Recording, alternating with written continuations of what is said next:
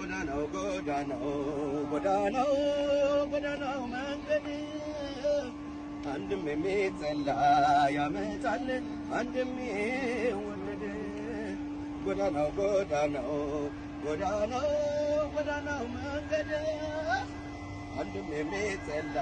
ያመጣል አንድም ይወለድ አንድም የሚጸላ ያመጣል አንድም ይወለድ እስኪ ስለ ጎዳናው ንገረን ዛሬ ምን ጎዳና ተገኘ ሰልይ የት ነው ያለነው ምን ጎዳና አለ ይህ ጎዳና የአበበ ቢቂላ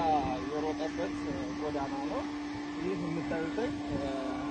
ኮሌሲዮ ይባላል እንዴት ሮማ ኮሌሲዮ አበበ ቢቂላ በባዶ እግሩ የሮጠበት የሚገርም ነው ደስ የሚል ታሪክ ነው እድለኞች ነን እንግዲህ እኔ ደግሞ እዚህ መጥቼ ጎዳናው ስለተፈቅዶ በጃጋታኝ ደስ ብሎኛል እናመሰግናለን